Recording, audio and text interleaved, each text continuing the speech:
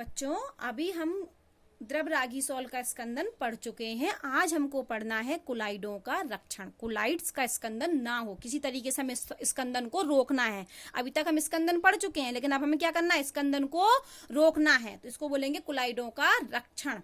कुलाइड्स की रक्षा करनी है। तो दो प्रकार के कुलाइडी विलयन होते हैं, एक तो द्रव रागी कुलाइड और दूसरा होता है द्रव ब्रागी कुलाइड। ये क्या होता है कुलाइड? द्रव रागी कुलाइड्स और दूसरे होते हैं द्रव ब्रागी कोलाइड। और आप जानते हैं कि जो द्रव रागी सोल होता है वो द्रव ब्रागी सोल की अपेक्षा अधिक स्थायी होते हैं। तो ये अधिक स्थायी होते हैं और ये कम स्थायी होते हैं।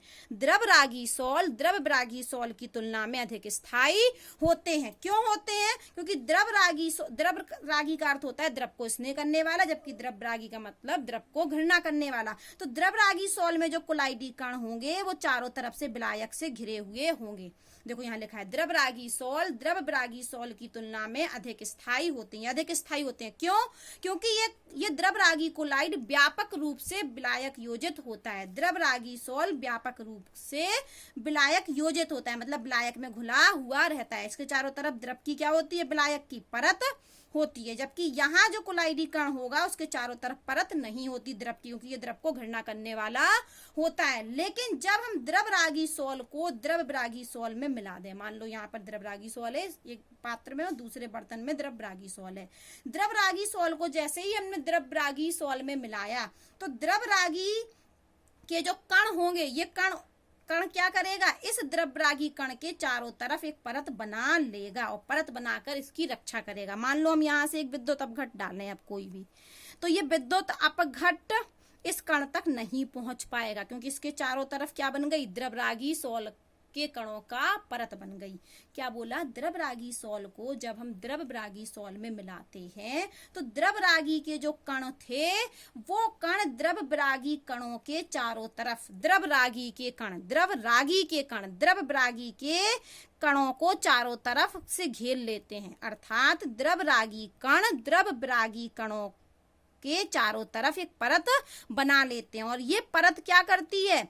स्कंदन को होने से रोकती है। ये परत क्या कर रही है? स्कंदन को होने से रोक रही है। और किसकी परत है? ये द्रवरागी कणों की।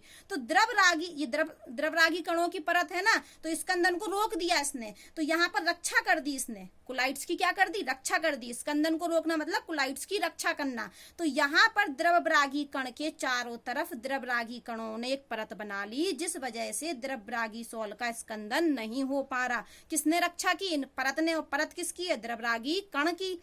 अर्थात द्रवरागी सोल ने, सीधे सीधे शब्दों में कहें कि द्रवरागी सोल मिलाएं जब हम द्रवरागी सोल में, तो द्रवरागी सोल का स्कंदन रुक जाता है। तो किसकी वजह से रुका? द्रवरागी सोल की वजह से। इसलिए हम द्रवरागी सोल को रक्षी कोलाइड्स कहते हैं। इसने रक्षा की ना, इसने क्या की? रक्षा। तो यहाँ पर भाषा पढ़ लीजिए। जब द्रवरागी कोलाइड में द्रव ब्रागी कोलाइड मिलाया जाता है तो द्रवरागी कण द्रव ब्रागी कणों के चारों ओर एक परत बना लेते हैं एवं इस प्रकार वे विद्युत अपघट से रक्षा करते हैं। देखो अब सीधी बात है, चारों तरफ से घिर गया, इसके पास कोई आ पाएगा? नहीं आ पाएगा ना। इन कणों ने क्या कर दी? कुलाइडी इस कण की क्या कर दी? रक्षा। और ये किसकी, कौन सा कण है? द्रव ब्रागी कण। तो द्रव ब्रागी सोल की रक्षा कर दी। किसने रक्षा कर दी? द्रव रागी सोल ने। तो द्रवरागी सोल को क्या कहेंगे हम? द्रवरागी कोलाइड्स। द्रवरागी सोल को इसलिए हम रक्षी कोलाइड कहते हैं। जैसे ही हमने मिलाया तो द्रवरागी कण द्रवरागी कणों के चारों ओर एक परत बना लेंगे एवं इस प्रकार वे विद्युत अपघट से रक्षा करते हैं। इसलिए रक्षा करने वाले द्रवरागी कोलाइड को हम रक्षी कोलाइड्स कहते हैं।